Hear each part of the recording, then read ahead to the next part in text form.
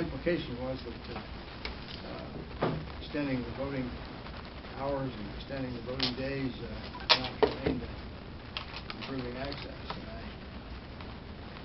Well, 2004, Ohio was a national laughingstock in terms of the way that the election actually unfolded. That's an incredible statement from him if he made it. If he's using the 2004 election as the good old days, we were a national laughingstock about the way that the election was actually conducted. I mean, it's amazing to me how short people's memories are. The whole country was waiting for Ohio to get their situation sorted out. You know, there are estimates that as many as, these are informal estimates.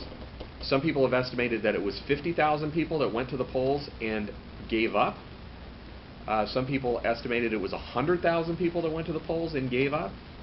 I can tell you in my county there were polling places that were open past midnight because it was such a disaster. There were people that were waiting in line for 3 and 4 hours in this state.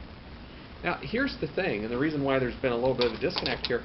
The experience of voting in a smaller town or a smaller community or a rural area is much different than it is in a large urban area.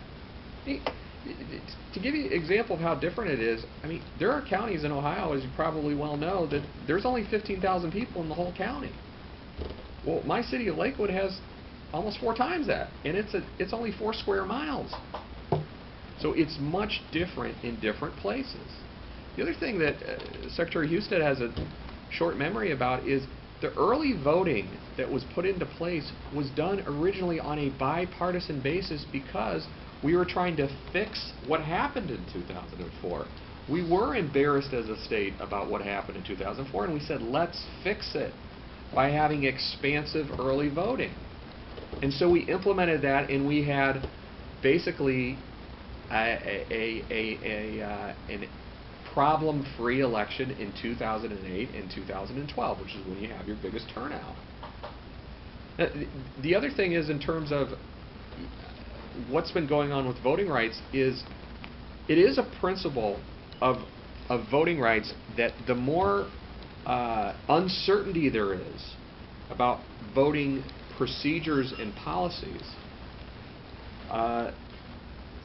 the less likely it is that people can vote and exercise their franchise in a predictable way. So that's always been a principle that courts and election law experts have gone back, that you ought to have a steady process. So what's happened? Well, we had vote by mail, and then the state tried to take away vote by mail. The only reason we have vote by mail right now is because my county threatened to sue the state.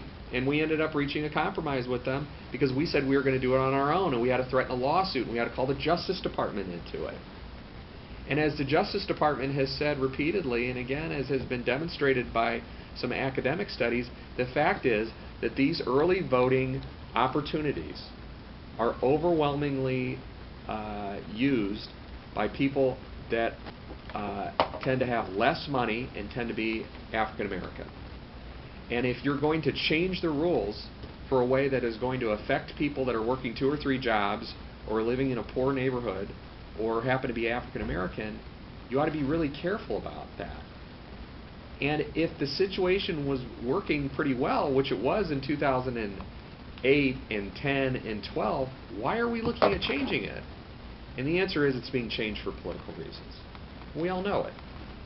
It's being changed for political reasons. It was implemented because we had a disastrous election in 2004, and it's being changed because one political party, and some of them have said this publicly, most of them don't say it publicly, some of them have said it publicly, they just think it's an advantage for the Democrats. Maybe it is an advantage for some Democratic candidates, but we ought to be doing it or not doing it based on whether or not we have an electoral system that's serving all of our citizens. In 2004, we did not do that.